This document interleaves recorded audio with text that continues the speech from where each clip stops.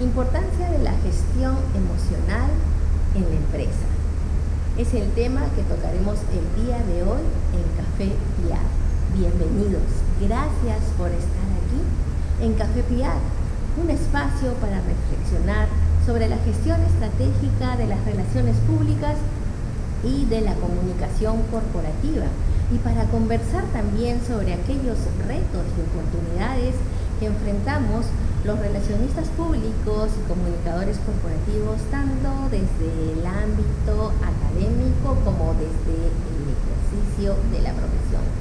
Como siempre, un agradecimiento especial a Cani Café, nuestro aliado estratégico aquí en Café PR. Como les comenté, hoy hablaremos de la importancia de la gestión emocional en las empresas, y para ello nos acompaña Alfredo Ishiguro, director de la escuela Chihei. Alfredo es parte de la 21ª generación de la familia Chen, fundadores del Tai Chi, y una de sus tareas es conservar la auténtica tradición de la cultura china. Es fundador de la escuela Chihei y ha sido reconocido por el Congreso de la República por su destacada participación con el equipo peruano de Kung Fu el año 2023 en Ontario, Canadá. Alfredo, además, ha sido reconocido por el Instituto Peruano del Deporte por haber actuado en pro de los deportistas federados y de la disciplina del Kung Fu. Actualmente, a través de la escuela Chihei, ha volcado todo este expertise para ayudar a las empresas a mejorar su productividad a través de la gestión de las emociones de sus trabajadores. Bienvenido, Alfredo, gracias por estar aquí en Café PR. Muchas gracias, Marita, por la presentación. Gracias, Alfredo, por estar aquí acompañándonos para hablar de un tema tan importante como la gestión emocional, porque en un mundo que camina tan rápido, muchas veces en el contexto de las organizaciones nos fijamos y nos obsesionamos, como tiene que ser, porque las organizaciones nacen para cumplir un fin, en el cumplimiento de metas y objetivos, pero no nos damos cuenta o no nos estamos dando cuenta en el camino de repente que las organizaciones están formadas por seres humanos, y lo repetimos una y otra vez, pero al momento de iniciar y de terminar el día no hacemos la pausa para ver qué está pasando con esos seres humanos y cómo está repercutiendo su estado en el cumplimiento de los objetivos de nuestras organizaciones, ¿no? Y por eso cuando me conocí y empecé a aprender un poco sobre lo que hacen, me llamó tanto la atención y dije, de todas maneras, esto es un tema que se tiene que tocar en Café PR, porque los relacionistas públicos y los comunicadores buscamos justamente el entendimiento, el relacionamiento, esa conexión entre personas. Y si no tenemos esto muy claro y cómo funciona, quizás estamos nadando, ¿no? O estamos nadando contra la corriente. Sí, es un tema muy complejo. Es un tema muy complejo debido al tema emocional. Normalmente hemos encontrado esto de los hard skills, ¿no? Que tengo claro, yo tengo el título de esto, el título de lo otro. Y con el tiempo esa ha sido nuestra forma de relacionarnos laboralmente. Yo estudié aquí, estudié allá, hice esto, hice lo otro. Pero hay una cosa que a mí me llamó mucho la atención en todo el tiempo que trabajé con el ejército. Y ellos ven el tema de la efectividad y la toxicidad. Entonces tú tienes ese cuadrante donde tienes el altamente efectivo y altamente tóxico. Tienes el nada efectivo, nada tóxico. Y tienes el punto medio que es medianamente efectivo y medianamente tóxico. Entonces tú normalmente en la formación de equipos apuntas al medianamente tóxico, medianamente efectivo, y no al altamente efectivo. Porque el nivel de toxicidad dentro de una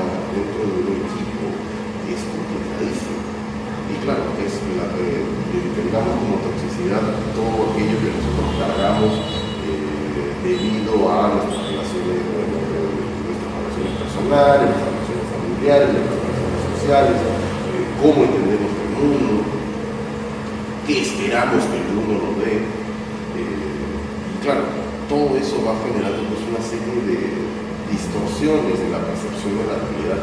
Y cuando nos enfrentamos a esta cosa que es tan racional y tan formulada, como son los objetivos, los objetivos de una empresa, que tiene métricas, que tiene otras cosas, pero claro, no toma en cuenta estas variables, comenzamos a encontrarnos con que, claro, el método no funciona, la fórmula no funciona, y claro, tomas en cuenta estas variables, no, entonces tu fórmula está incompleta.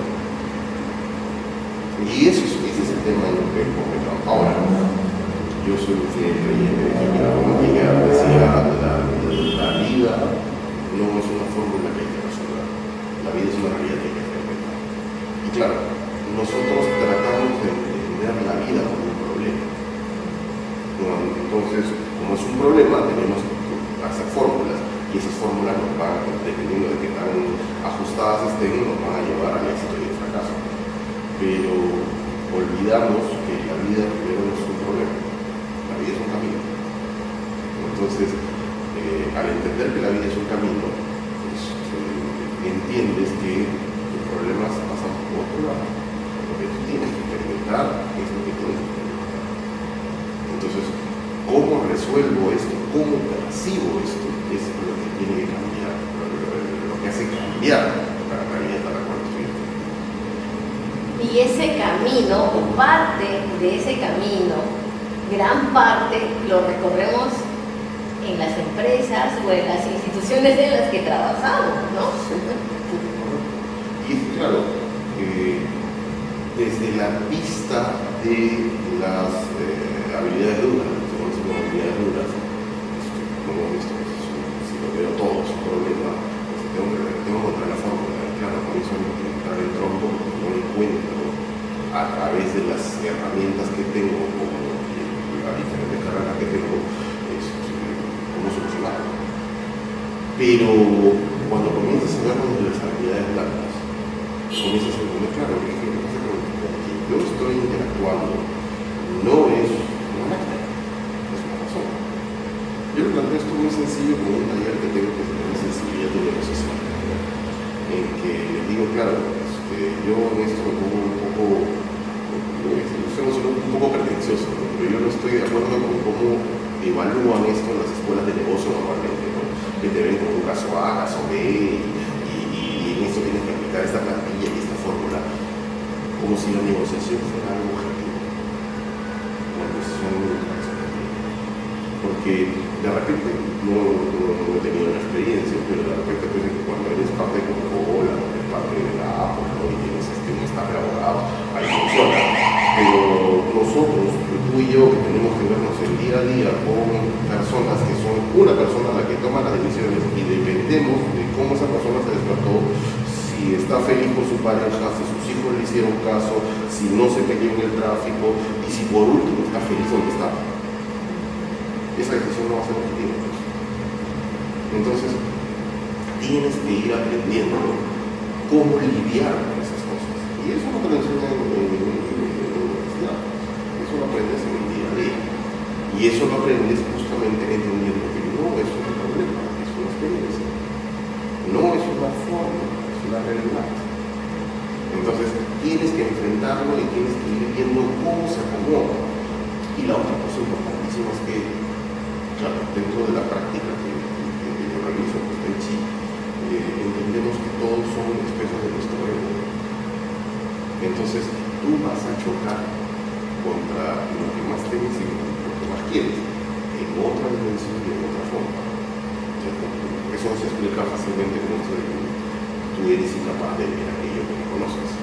Entonces, te vas a enfrentar. Las cosas que te gustan son al final cosas que tú tienes en algún nivel de cosa. Y las cosas que no te gustan son cosas que tú tienes en algún nivel de cosa.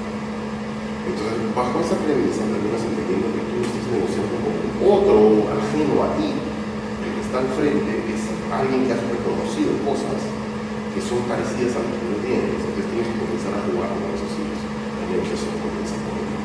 La negociación comienza con uno y esta negociación forma parte entonces de lo que se conoce como gestión del bienestar emocional, que me gustaría que lo definas, porque quizá para muchos de nosotros es un término que hemos escuchado, pero en el que no hemos profundizado, o que quizá las empresas lo están entendiendo, pero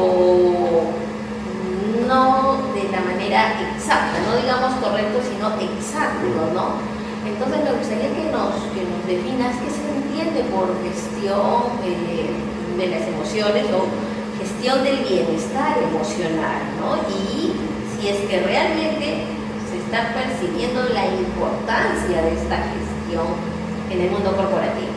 Hay una broma que comenzamos a hacer con mi maestro cuando estábamos a la mitad de la carrera. Y era, ha tenido que llegar una pandemia para que la gente comience a interesarse en lo que nosotros hacemos.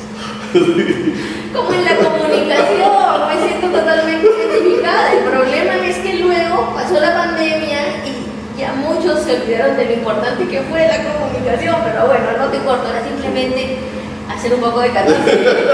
No, totalmente entendible. O sea, un proceso Freud que dice que uno tiene que tener cuidado cuando mira a David, porque no puede estar en el tiempo. Y claro, hacía referencia a que el hombre solamente cambia cuando está en el borde del abismo. Y basta que retroceda 3 pasos de eso para volver a ser el mismo. Wow, qué fuerte. Entonces, eso más o menos lo que ha pasado. Ahora, yo sí veo que hay un interés mucho mayor en esta generación en temas de bienestar emocional. O sea, han entendido que sí, pues, no es algo que normalmente se haya visto. La clásica es aguanta, ¿no? Ponte los pantalones, ponte las botas y aguanta, ¿no? Entonces, claro, no se lo puede hacer una con nosotros en un momento que te rompes. Y claro, en los casos de la gente más fuerte, se termina traduciendo en esto que hemos llamado el estrés postraumático. Gente que simplemente se comió lo que tenía que comerse para ser funcional en la situación que tenía que estar, y claro, se terminó reventando mucho después. Hay una letra de Azul Baccarat que dice: ten cuidado donde pones la basura, que la no explota. Entonces, hay que ir entendiendo que en esto yo lo veo con esto del cerebro triúnico del cliente. Baglin fue un científico de los 70s que plantea que nosotros tenemos 3 cerebros: cerebro instintivo, cerebro emocional, cerebro racional, y funciona de manera seria. Y esta es la razón fundamental por la cual tú no puedes explicar tus emociones cuando las vives, porque todavía no ha llegado el impulso al último cerebro, que es el inconsciente.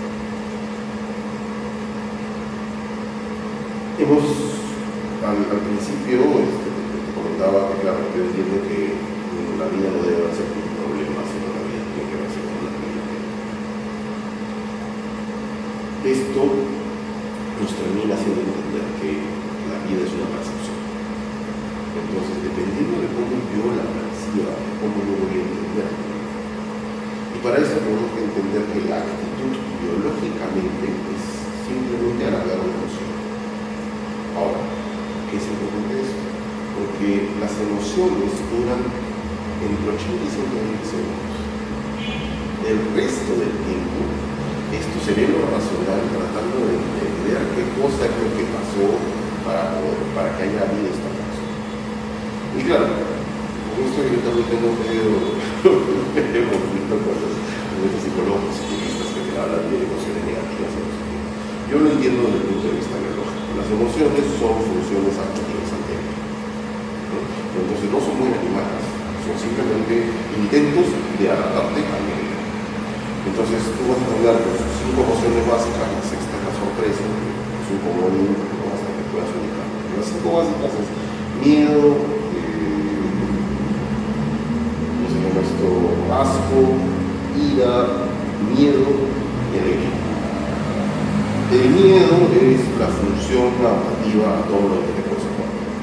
La tristeza es la función adaptativa a todo lo que te causa dolor. El asco es todo lo que te causa repugnancia. La ira es una función adaptativa a la frustración. No lo solucionas, lo pateas, ¿no? Y la alegría es una función adaptativa al gozo y al placer.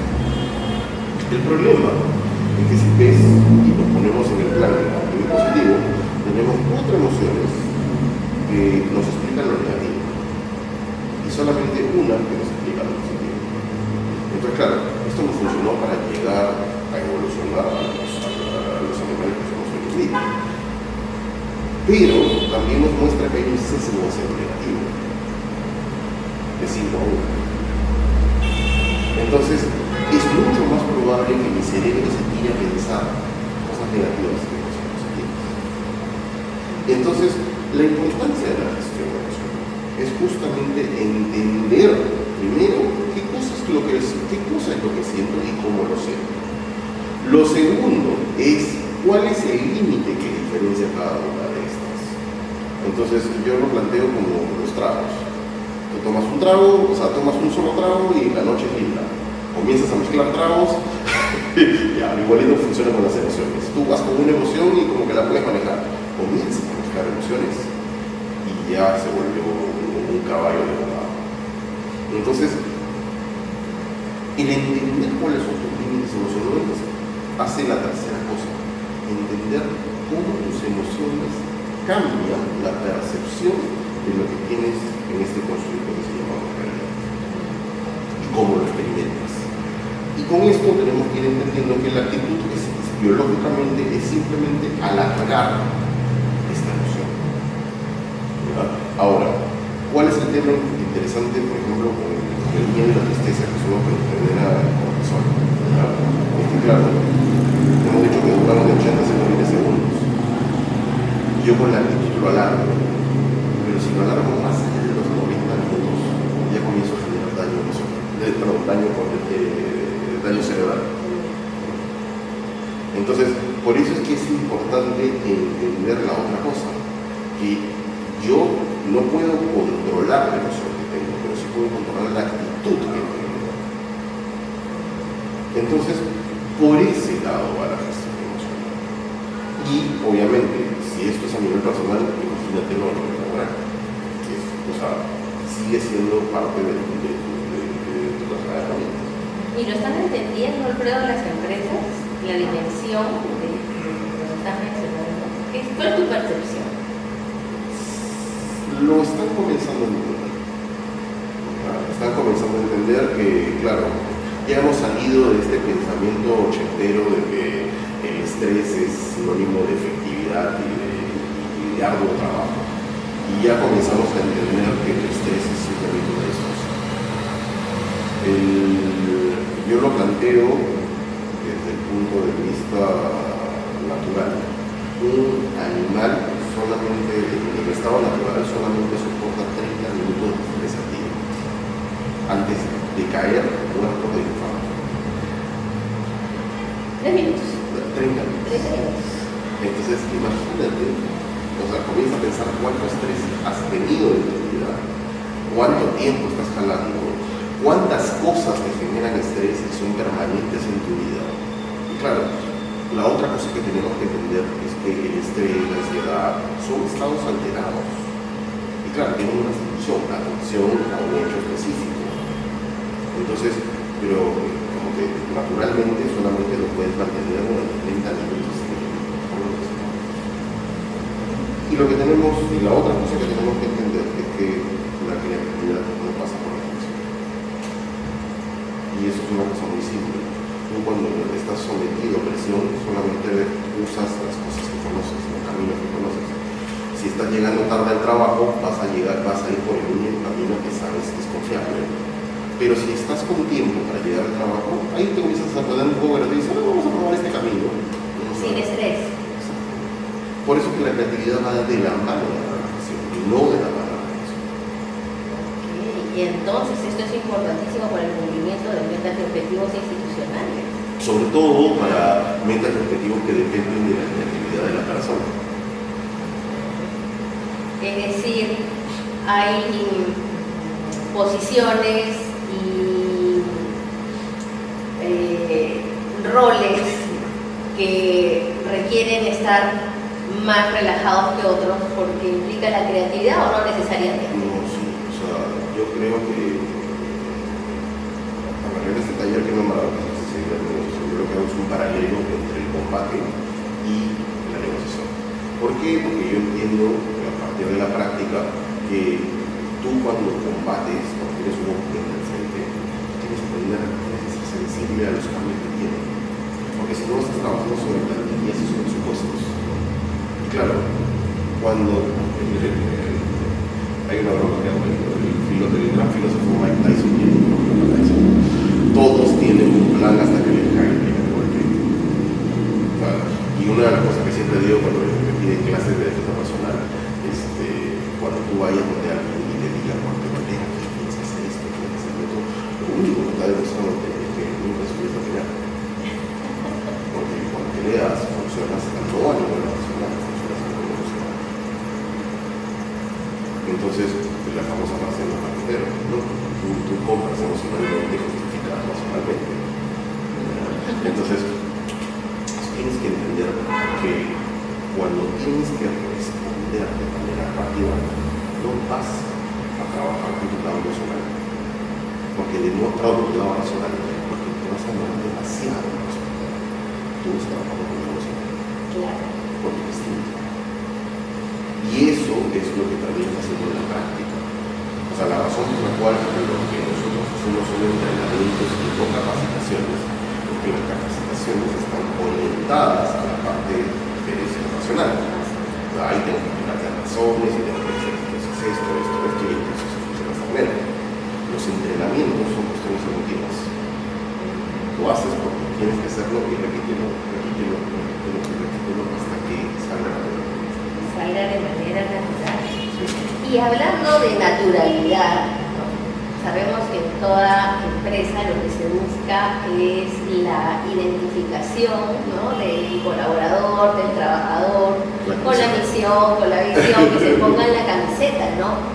En ese sentido, ¿qué rol juega la gestión emocional para alinear, ¿no? Los comportamientos individuales de cada uno de los colaboradores con esta misión o con este propósito empresarial, corporativo, institucional? Hay un término que a mí me gusta que es la contabilidad. La contabilidad normalmente lo traducen como lo acercan a la contabilidad, lo acercan como a la rendición de cuentas. Pero realmente se basa en tres cosas, ¿no? Tu responsabilidad. Tenemos que entender que la responsabilidad es afuera, es adentro. Entonces, si hacia afuera todo el mundo entiende, ¿no? Yo soy responsable de lo que digo y lo que hago, lo que digo y lo que hago.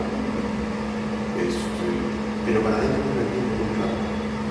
Porque para adentro, la primera cosa que tienes que entender cuando eres responsable es adentro, es que tienes que equivocar. Entonces tú tienes que tener un sistema para evitar, para lidiar y para solucionar. Pero ahí tienes que tener en cuenta los verbos. Puedes evitar, tienes que lidiar y puedes solucionar. Entonces, hay cosas que vas a poder evitarlas, hay cosas que te van a salir y no las vas a poder. Entonces, tienes que lidiar, siempre vas a lidiar con problemas. O sea, no existe vida sin problemas. ¿No? Y cuando cuando la vida deja de tener problemas, después comienza a volverse a lo que y la otra cosa es que puedes solucionar. Tienes que entender qué cosas que vas a solucionar, qué cosas que no vas a solucionar. Y esto lo explico muy fácil porque siempre tienes el trabajador que te dice, el colaborador que te dice, si yo lo puedo hacer, tienes el tiempo, no, ¿tú cómo lo solucionas? Puedes solucionarlo, sí, yo tengo las capacidades, pero tienes recursos, no, entonces, vamos al segundo turno, proactividad. Entonces, a veces la proactividad nos hace decir sí a todo. ¿No? o hay cosas que tenemos que tener entendido gracias a la responsabilidad que no podemos hacer. Y claro, lo que pasa es que nosotros entendemos, hay este malentendido de que si dice que no podemos hacer no, tienes que aprender a hacer no. No solamente por temas de reconocimiento laboral, tienes que hacerlo simplemente salud personal. ¿No? Hay cosas que simplemente tienes que pasar tiempo con tu familia, tienes que dedicarte un tiempo de descanso. No, a mí me pasaba cuando trabajaba en planta, sobre todo con los jefes de proyecto, donde tú lo veías y oye, ¿por qué haces eso? O sea, ¿por qué te quedas acá trabajando 14 horas al día, 18 horas al día, no tienes casa? No, ¿y por qué no haces nada? Porque yo quiero darle a mi hijo por lo que yo no puedo. ¿Compadre?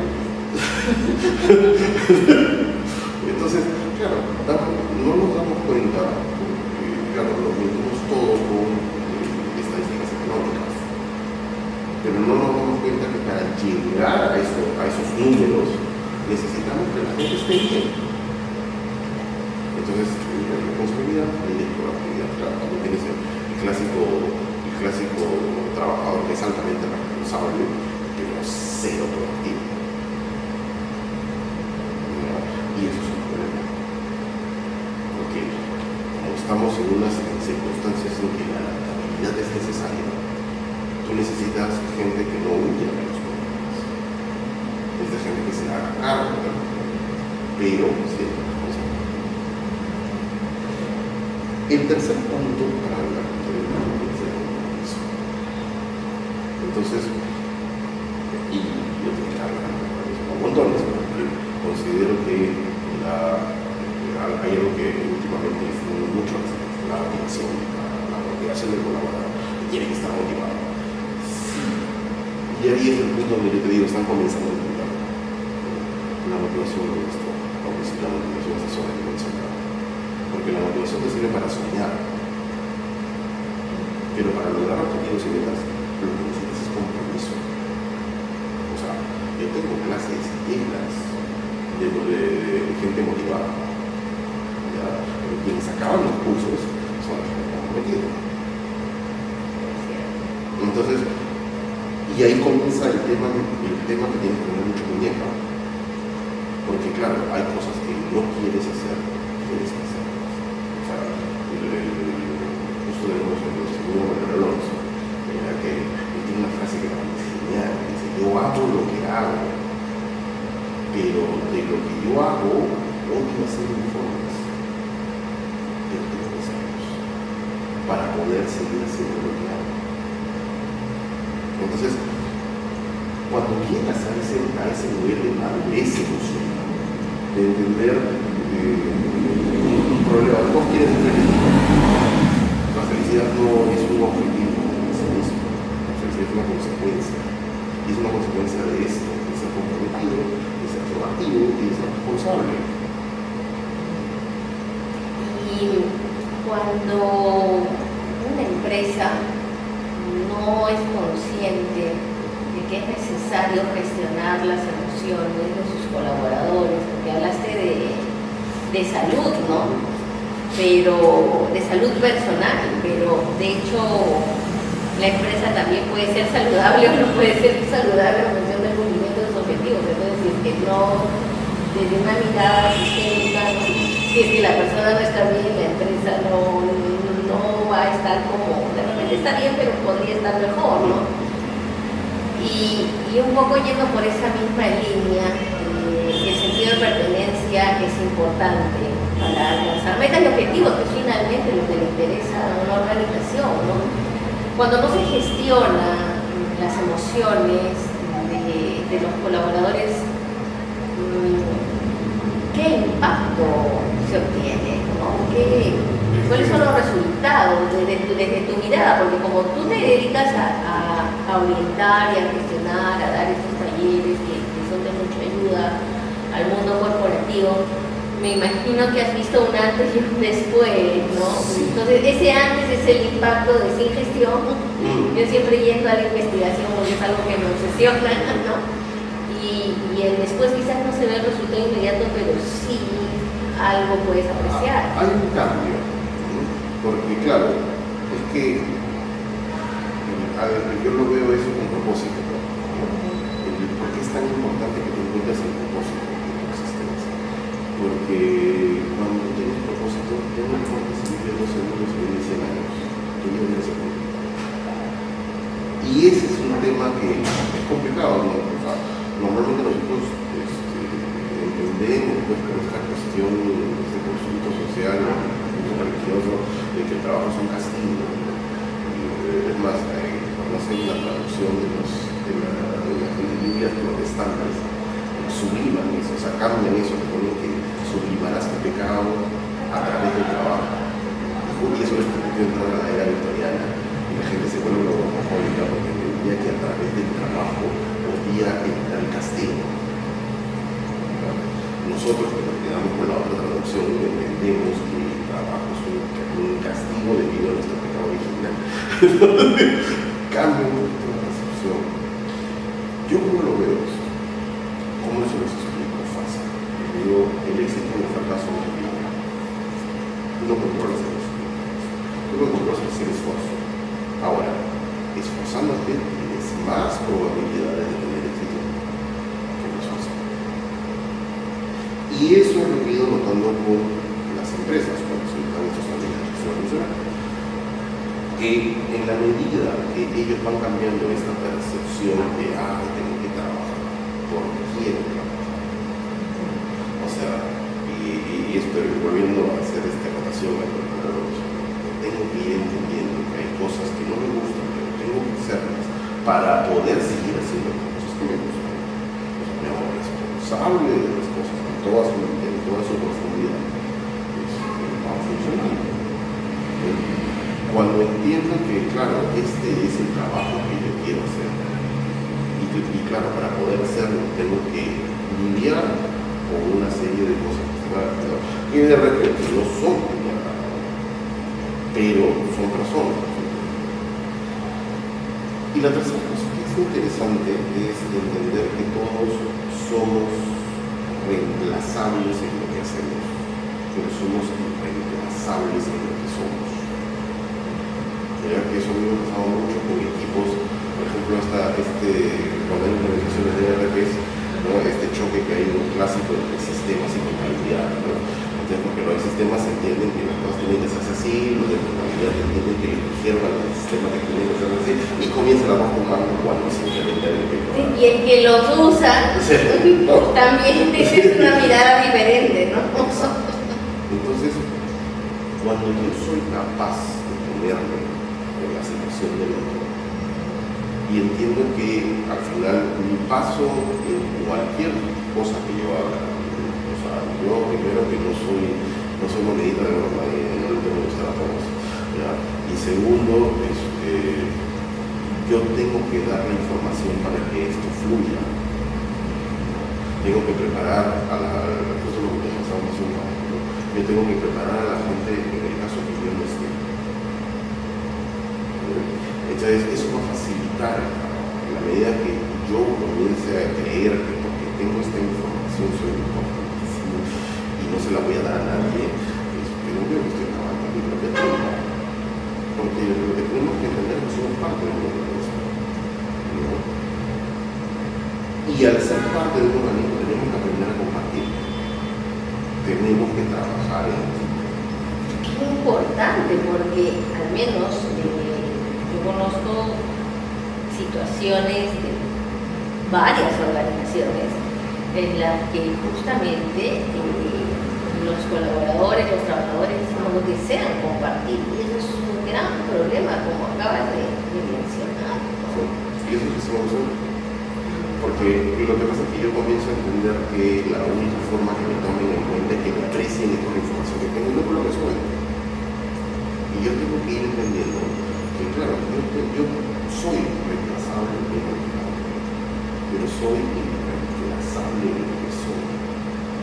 Porque me pueden, y el que me puedan reemplazar si yo no estoy es un aporte, le suma a la empresa, y la empresa va, estoy pensando, ¿no? Va a reconocer que yo no estuve y que siguió caminando la tarea o la función que tenía, o el objetivo que tenía que cumplirse, se cumplió aun cuando yo no estaba, porque yo fui artífice de que puedan prescindir de mí.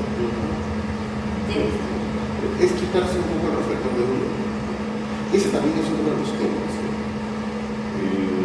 Cuando les hablo de por qué es tan importante alejarse un poco de la ansiedad, del estrés, es que les explico que la ansiedad, el estrés, la depresión terminan siendo como niebla alrededor de la realidad. Esos son distorsionadores de la realidad. Y al ser distorsionadores de la realidad no me permiten ver las cosas en su verdadera dimensión. Entonces, una de las cosas que generan estas distorsiones es entender que el placer es igual a la felicidad. ¿Ya? Y eso lo explico muy fácil. Si el placer fuera igual a la felicidad, la forma más rápida de placer es la gratificación instantánea. Entonces eso significa que los alcohólicos, los drogadictos y los actores porno serían la gente más feliz del mundo. Es más bien cuando tú retrasas el placer que puedes entender qué cosa es la felicidad. Gracias a una hormona, la serotonina, que es la que nos permite justamente entender los procesos. Ahora, nosotros entendemos que la gratificación instantánea más fuerte son justamente sexo, drogas y alcohol. Lo que no entendemos es que las tres gratificaciones instantáneas más fuertes es querer tener la razón, echarle la culpa al otro y ¿cómo se llama esto? Quejarse. Entonces, una empresa. Entonces, cuando tú encuentras algo donde puedes tener nuestras cosas, quejarte, echarle la culpa al otro y querer tener la razón, eso no va. Y gracias a eso podemos aprender cómo funcionan las redes sociales. Ya no interesa la verdad, lo que interesa es que por fin tengo mi droga. Entonces comenzamos con la fake news, comenzamos con otros fenómenos. Y que a nivel de redes sociales, lo entendemos como fake news, pero a nivel de cultura corporativa son los famosos chismes. Son los chismes, ¿no? Y ya que estamos en el terreno de la cultura corporativa, ¿cómo puede ayudar la gestión emocional en los procesos de cambio que enfrentan las organizaciones actuales? Justamente ahí es el punto interesante. Porque no solamente el estar relajado y tranquilo te permite ver nuevas opciones. No solamente te permite verlas, te permite probar nuevas opciones, sino que te permite entender algo que justo nuestro amigo Jan Villanueva tiene en su empresa, que son identificar los agentes de cambio. Comienzas a identificar que muchas veces las jerarquías no están dadas por tus organigramas. Ya han estado en Café Piar. Entonces, esa cosa para mí es poderosísima, porque, claro, terminas entendiendo dónde está el real poder de las cosas. ¿No? El ejército es la clásica de tienes que ir a la secre del general. No le dices al general que es a la secre, porque ella es la que lo podía convencer. Entonces, cuando entiendes esa figura, entiendes que tu organigrama, por ejemplo, una receta, no está reflejando el verdadero flujo de poder como se maneja dentro de tu empresa. Y cuando entiendes eso, es cuando entiendes que la gestión emocional se está dando de la forma correcta. Porque, claro, también hay esta ilusión de que yo llevé 3 cursos en examen y ya soy líder. No pasa tanto con ellos. El liderazgo es líder no se hace. Ahí tú puedes darle herramientas al líder, pero no es que el líder va a ser alguien que yo encontré con un semestre de la universidad hasta el líder. Entonces, ir entendiendo esos pequeños mecanismos, ir entendiendo cómo funcionan las sinergias. Y claro, y esto se debe a entender cómo funcionan las emociones de mis colaboradores y que ellos se encuentren en el punto más, dentro de lo posible, más calmado, más relajado. Me va a facilitar va a aceitar el cambio, ¿no? Porque van a estar dispuestos, abiertos a nuevas propuestas. En cambio, en la otra, si estoy pensando que me van a votar, que va a suceder este cambio, naturalmente me voy a oponer al cambio de lo que yo. Entonces, lo que tiene que suceder, y eso es importantísimo en el clima, es que no haya distorsionadores de la realidad. Entender que el cambio es cambio, siempre. Lo único inalterable del universo es el cambio, ¿no? Siempre va a haber cambio. Entonces, si lo entiendes de esa manera, vas a entender que, claro, yo ahora estoy aquí, pero estoy construyendo. Mis habilidades me van a permitir, el reconocimiento de mis habilidades me va a permitir llegar, no la información. Importantísimo. Acabas de mencionar algo que de repente va a generar, de hecho va a generar controversia, ¿no? Que el líder nace, no se hace. A ver, cuéntanos un poco desde tu perspectiva, ¿por qué nos dices eso? Porque yo lo entiendo como el peleador. Lo mismo pasa con los peleadores. El peleador no se hace. Yo puedo agarrar a alguien que no es peleador y enseñarle todas las técnicas que existen de pelea, y a la hora de la hora no va a pelear. Más bien a los peleadores yo tengo que agarrarlos y decir, papito, ponte los guantes que te vas a reventar las manos. Porque toda la pasión, toda la energía. Entonces, no es que esté mal, o sea, no es, y esa es una de las cosas que también yo creo que se sobredimensionaron, ¿no? Si todos fueran líderes, o sea, las empresas no funcionan. Tú necesitas unos cuantos líderes y el resto que empuja el barco. ¿No sería una lucha de luz? No, lo que pasa es que ahí, por eso también es importante el clima y el horizonte. Porque, y claro, entender que no soy yo, somos nosotros. Entonces, cuando vas entendiendo todas esas perspectivas, vas entendiendo que, claro, cada persona va teniendo un rol. Un rol con un talento que no significa que no ser líder no excluye tu talento. Exacto. Para que se entienda bien. O sea, que no todos tenemos las habilidades y las condiciones para ser líderes, pero sí tenemos muchos talentos, ¿no? Que sí es necesaria la productividad en todo nivel de persona. Porque tú tienes que siempre estar dispuesto a ayudar. Entonces la productividad sí es necesaria. El liderazgo no es tan fácil. Porque, claro, también cuando tú encuentras tu camino en la vida, ¿cuántos líderes conoces? ¿Cuántos líderes reales conoces?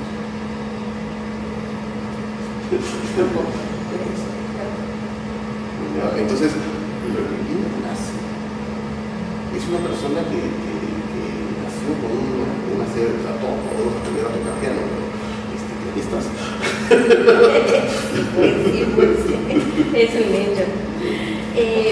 Ya que estamos hablando de liderazgo, ¿no? Sabemos que en el mundo de las relaciones públicas y de la comunicación corporativa, nosotros pues necesitamos que los directivos de las organizaciones desarrollen determinadas habilidades para poder conectar con los diferentes stakeholders, ¿no? Cuán importante, ya nos has dicho que es importantísimo, pero ¿qué herramientas o qué recursos, ¿no? o a qué recursos o a qué herramientas pueden acudir los líderes de nuestras organizaciones de gestión emocional para poder lograr justamente esta conexión al momento de comunicarse, porque comunican en todo momento, desde comunicación verbal, comunicación no verbal, ¿no? Entonces, ¿cómo? La escucha activa. La escucha activa es un tema importantísimo, ¿no? O sea, tener claro cuáles son los objetivos y las metas de la empresa. Claro, si mi meta es hacer el dinero cueste lo que cueste, ya sabemos a qué nos tenemos. Pero si lo que yo quiero es construir la empresa, tener una responsabilidad, ya es pasa por otro lado. Entonces, ahí sí es un tema que es medio complicado porque Normalmente los accionistas funcionan con el tema de que yo estoy metiendo plata para que no plata. No me interesa si haces gallines o haces lo que necesito es un profit. Entonces, lo que yo creo que debería comunicarse es entender que mientras la gente esté contenta, va a ser más productiva. O sea, mi producción, si yo los ahorro, en el corto plazo de repente mi producción va a ser muy buena, pero en el mediano y en el largo no funciona. Y eso lo tiene claro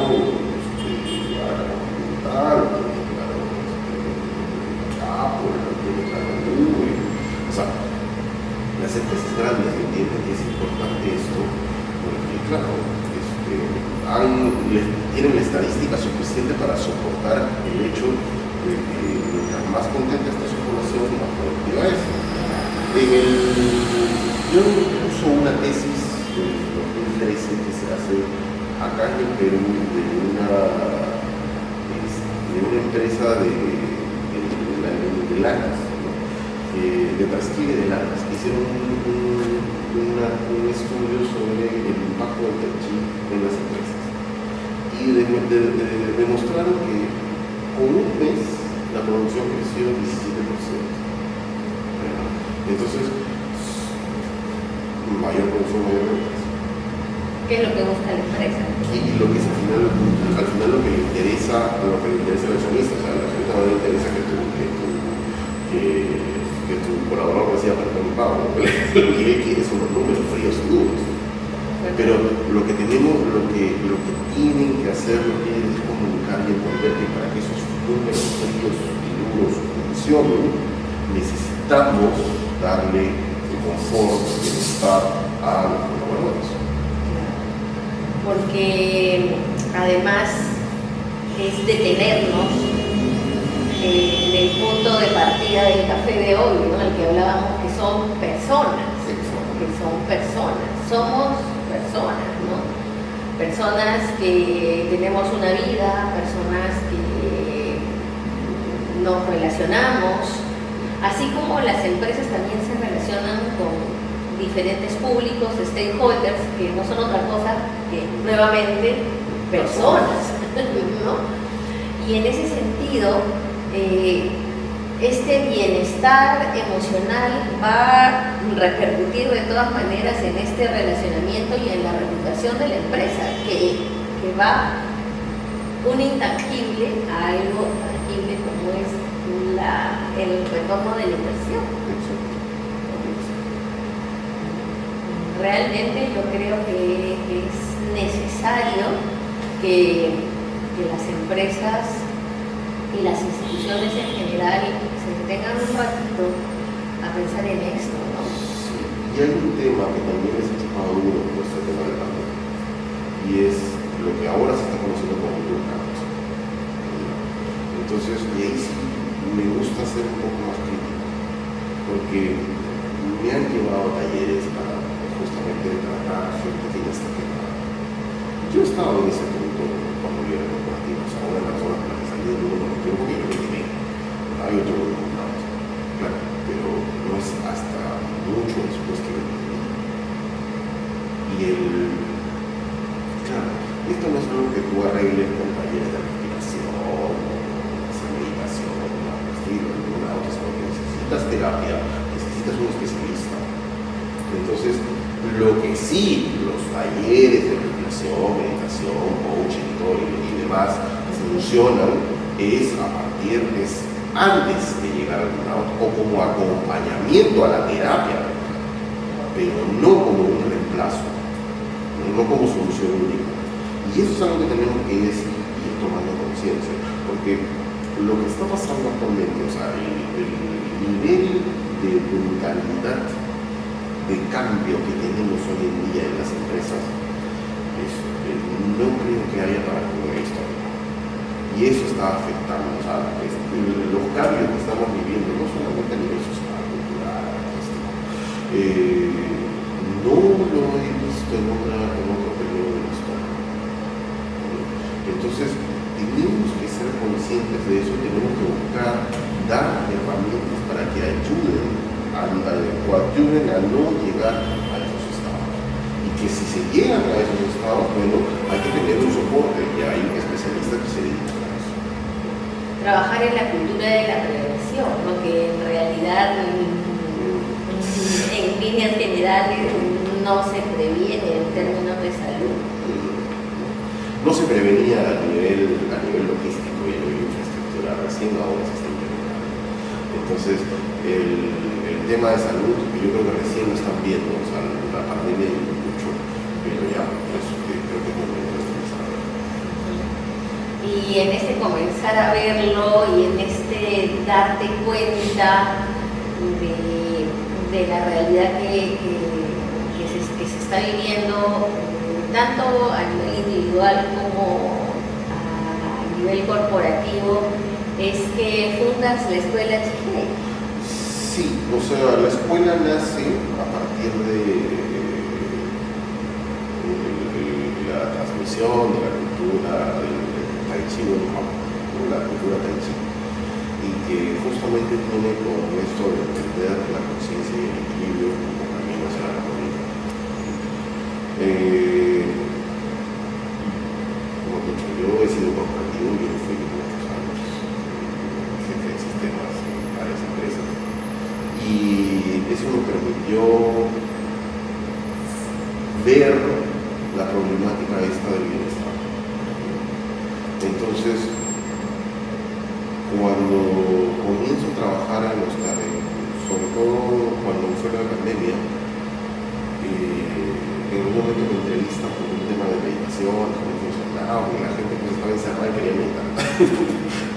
Entonces, me comenzaron a llamar de las empresas para decirles, oye, ¿no haces talleres para empresas?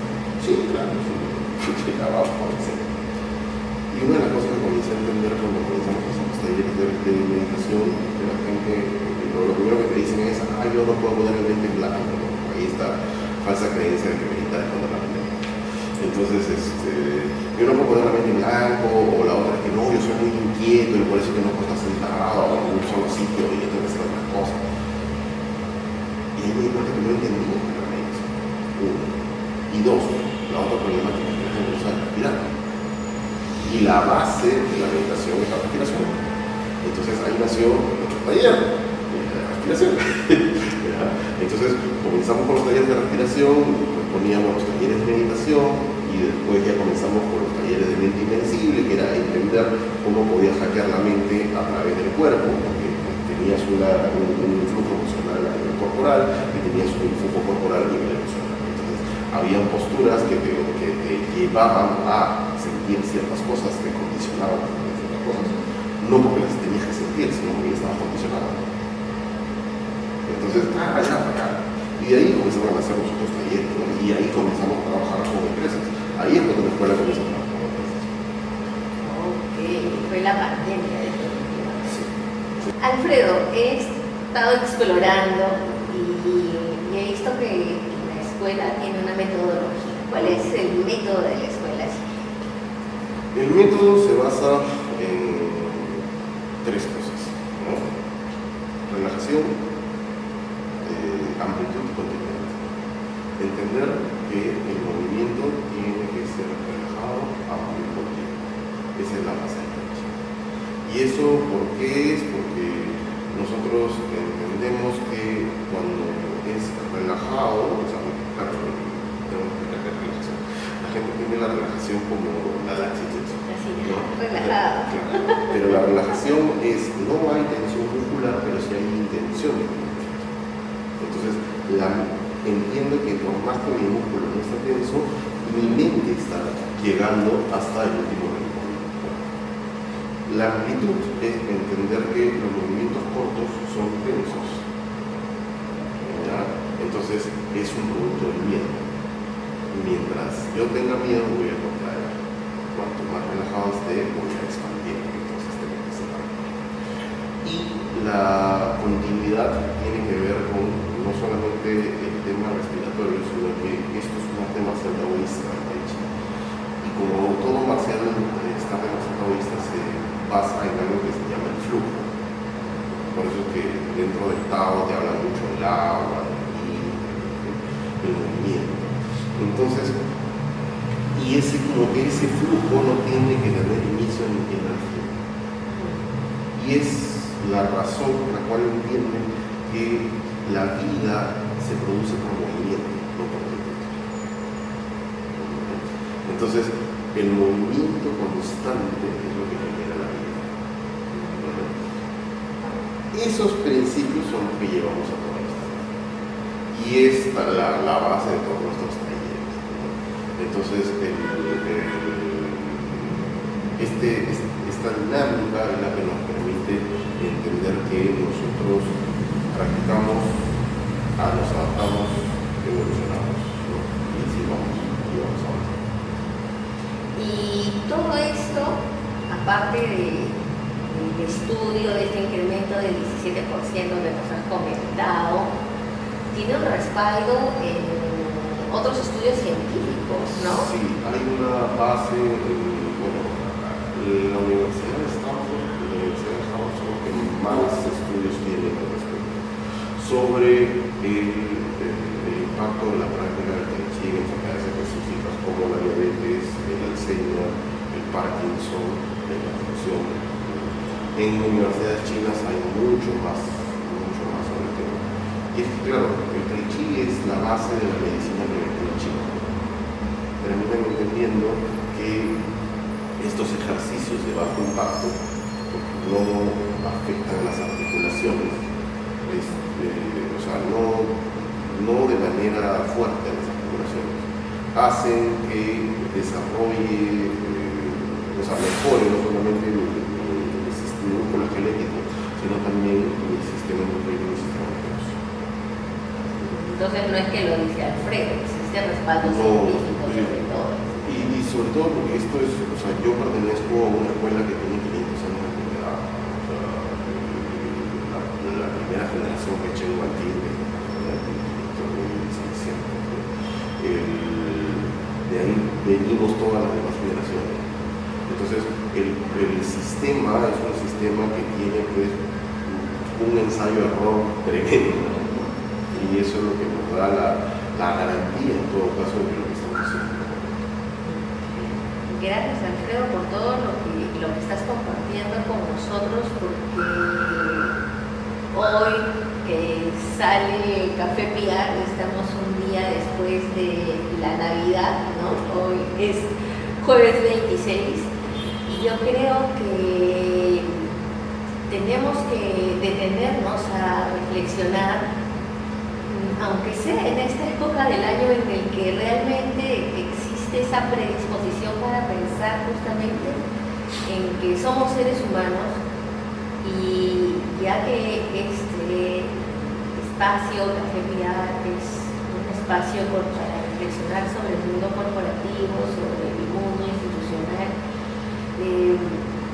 darnos cuenta, ¿no?, que la persona es el centro, ¿no? Yo soy relacionista público y el objeto de estudio de las relaciones públicas es el ser humano en su acción relacional y comunicacional en las organizaciones, porque es justamente este factor el ser humano que va a permitir que se alcancen las metas, que se cumplen las tareas y todo lo demás, ¿no? Entonces, la persona es el centro y nos estás ayudando a brindar un argumento adicional a los directivos para que se puedan dar cuenta que todos podemos ser mejores si es que gestionamos nuestras emociones, porque el ser humano no es una máquina. Exactamente. Eso es, es entender que no es una máquina, es entender que la vida no es una máquina, ¿no? Es entender que somos personas, sentimos, tenemos emociones, que claro, la libertad, nuestra libertad está en el conocimiento de estas, está en la conciencia que tenemos de nuestras emociones, la conciencia de saber si es que queremos vivirlas o no plenamente, entender que nosotros tenemos siempre la capacidad de decidir. Eso es lo que nos hace. ¿Algo más que desees agregar, Alfredo? No, de todo agradecer a Marita por la oportunidad. Justo me has hecho caer en la cuenta, claro, que estamos en diciembre, que es justamente el mes emocionalmente más difícil que el viernes, el mes con mayor cantidad de suicidios. Justamente es el fin del año, el cierre del ciclo, el entender qué cosa tenemos, qué no tenemos, qué hemos hecho, qué no hemos hecho, qué hemos logrado. Si estamos solos, si no estamos acompañados. Algo que he entendido con el tiempo, que claro, nuestro instinto de supervivencia nos hace entender las cosas que nos pueden matar, ¿no? El siguiente nivel como seres sociales es entender que todas las cosas que nos pueden matar y sumarle una más, que es el estar solo. Pero cuando subimos al siguiente nivel, que son los seres pensantes, nos damos cuenta que hay dos cosas que aparecen que también nos pueden causar la muerte, que justamente preferimos estar solos o morirnos antes de pasarlas. Son culpa y vergüenza. Entonces, lo que tenemos que aprender con esto de la gestión emocional, lo más importante que tenemos que aprender es justamente liberarnos de la culpa y la vergüenza. Si las cosas, si yo no puedo realizar mis metas, si no puedo lograr mis metas y mis objetivos por culpa o vergüenza, son cuestiones imaginarias. Entonces, tengo que darme cuenta que las cosas están en mí, que las herramientas están en mí, que tengo que aprender a gestionar mis emociones, que tengo que aprender cuáles son mis límites y que tengo que aprender que si bien puedo vivir libremente mis emociones, tengo que ser más responsable de ellas.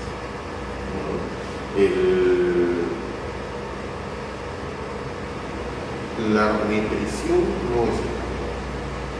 El camino es entender quién soy, porque ese conocimiento es el que me va a permitir ser libre. La libertad es conciencia, ilusión.